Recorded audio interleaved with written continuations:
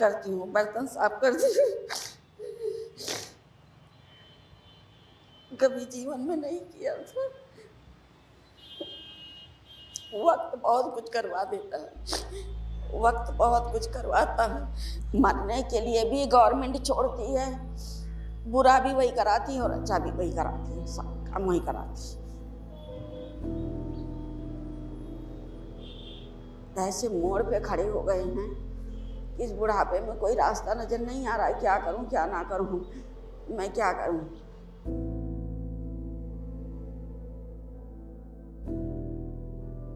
चारों तरफ मलबे से घिरी गाड़ियों के शोर में अपनी बूढ़ी आंखों से छलकते आंसुओं और कांपते होठों से अपनी बेबसी को बता रही ये 60 साल की मालती देवी हैं।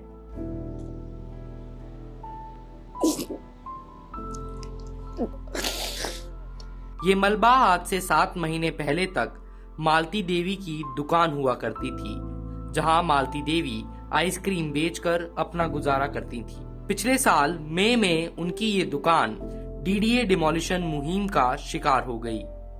आज मालती देवी घरों में बर्तन मांजकर अपना गुजारा करती हैं। करती हूँ, बर्तन साफ करती हूँ।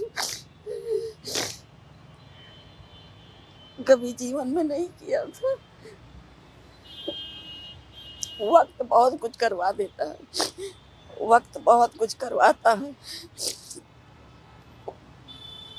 वक्त जो है ना, इंसान कमजोर नहीं होता, लेकिन वक्त ना इतना कमजोर बना देता है, इतना कमजोर बना देता है वक्त कि वो कुछ भी करता है।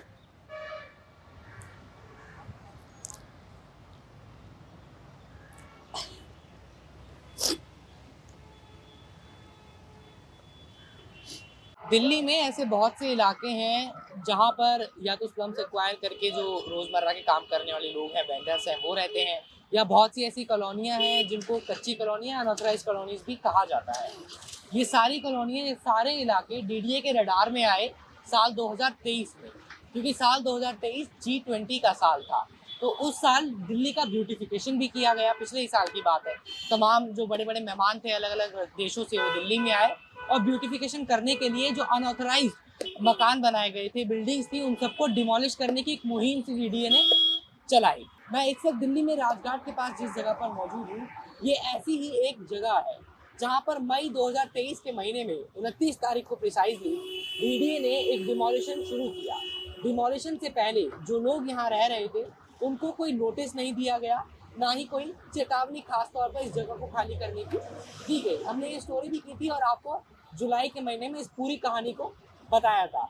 आज तकरीबन 6-7 महीने बाद मैं इस जगह पर फिर से आ गया हूँ। तो जब आपने हमसे बात की थी, उस दौरान डीडीए डिमोलिशन कर चुका था और आप लोगों ने अपना ऑब्जेक्शन उठाया था कि जो डिमोलिशन डीडीए ने किया वो इलीगल, अनऑथराइज्ड था, क्योंकि कोई खास नोटिस नहीं दिया गया, ठीक वजह नहीं बताई गई। उसके बाद मामला कोर्ट में गया। क्या हुआ पिछले 6-7 महीने में, आप थोड़ा हमको बताइए। जैसे कि पहले मैंने आपको बताया था, 29 मई 2023 को without any notice, without any information, DDA के बुलडोजर भारी पुलिस दस्ता के साथ यहाँ पहुंचे। उन्होंने हमारा लॉक्ड प्रेमाइसेस तोड़ दिए, लॉक्ड प्रेमाइसेस तोड़ दिए। उन प्रेमाइसेस में हमारा बहुत ही कीमती सामान था, कुछ लोग थे, लोगों के परिवारों का सामान था, उनका निजी सामान था, वो सब उन्होंने बर्बाद कर दिया, तोड़ फोड़ दिया। उसके बाद हमने उच्च न्यायालय में केस डाला, हाई कोर्ट में। हाई कोर्ट में केस डालने के बाद हमें 8/12/2023 को स्टे मिला। स्टे हमें हाई कोर्ट की रोस्टर बेंच सचिन दत्ता साहब ने दिया, जज साहब ने।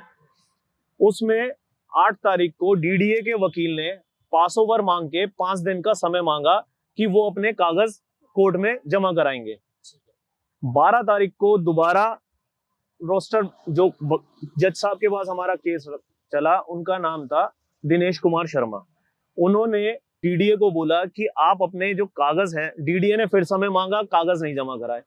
उन्होंने बोला कि डीडीए कागज जमा करवाए, कागज जॉइंट रजिस्ट्रार के आगे हाई कोर्ट के जो है उसमें अपने कागज जमा कराएं, फिर रोस्टर बेंच पे आए।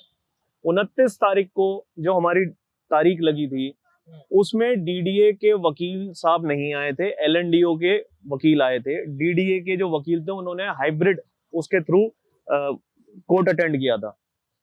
बट 29 तारीख को हमें उन्होंने टाइम मांगा, उन्होंने जेआरओ ने हमें 24 अप्रैल का समय दे दिया। तो हम निश्चिंत हो गए, अपने वापस आ गए, अपने मंदिरों पे आ गए।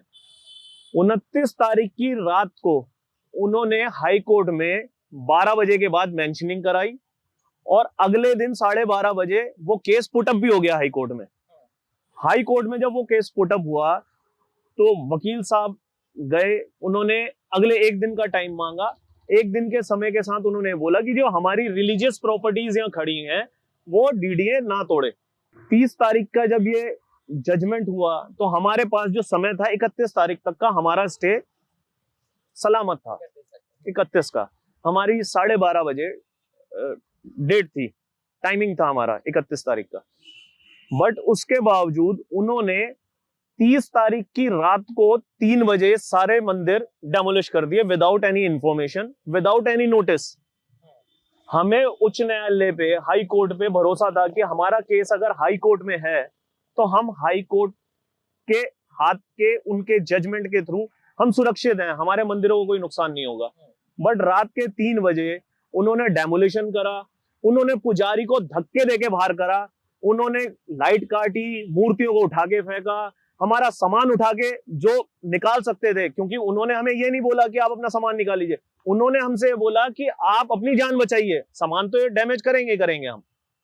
उन्होंने हमारे मंदिर के पुजारी जी को धक्का दिया। उनका मेरे पास कॉल आया, 4:30 बजे मैं यहाँ था। 4:30 बजे के बाद वो कंटिन्यूस उनका डेमोलिशन चलता रहा, वो नहीं रुके। हम हाथ जोड़ते रहे उनके आगे कि जी हमारे पास ये है। उन्होंने हमें कोई ऑर्डर नहीं दिखाया कि आपके पास क्या ऑर्डर्स हैं इन मंदिरों को तोड़ने के लिए। हाई कोर्ट से भी हमें न्याय नहीं मिला।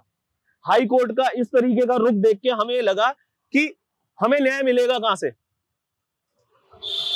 सुप्रीम कोर्ट से, मोदी जी से, प्रधानमंत्री जी से, हम किसके आगे जाएं?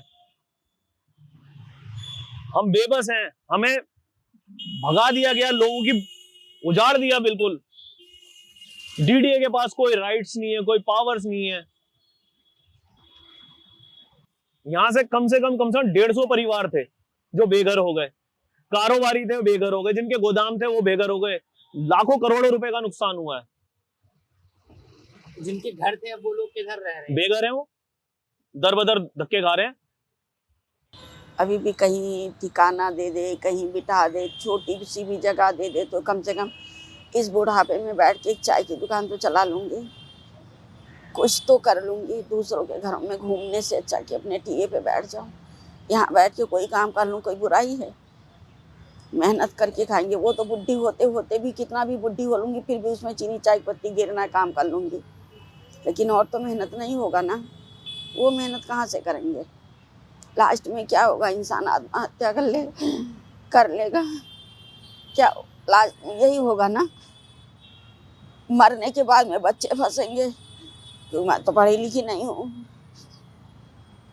लेकिन सबसे जरूरी सवाल ये है कि अगर डीडीए के मुताबिक ये लैंड जो एक्विजिशन में था इन लोगों के, अगर वो इलीगल था या अनऑथराइज था, तो पिछले 70 सालों से इस लैंड पर किसी तरह की कोई कार्रवाई क्यों नहीं की गई?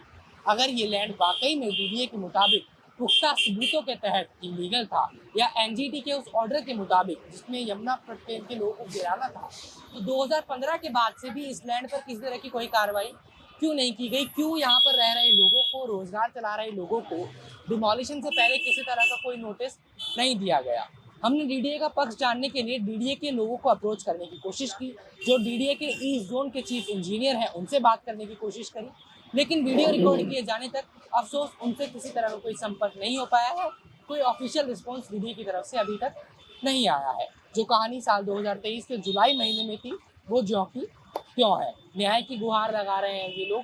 हाई कोर्ट ने अभी तक जो स्टे लगाया था उसके बावजूद एक और डिमोलिशन इन लोगों के मुताबिक किया गया है। देखना ये होगा कि अब इस पूरे मामले में क्या हाई कोर्ट के बाद सुप्रीम कोर्ट की तरफ ये लोग रुख करते हैं या जो हायर अथॉरिटीज़ हैं वो डायरेक्ट इन्वॉल्वमेंट के साथ अपना संज्ञान लेती है या नहीं। कैमरा पर्सन मदन लाल के साथ हर्षित शर्मा, मोजो स्टोरी।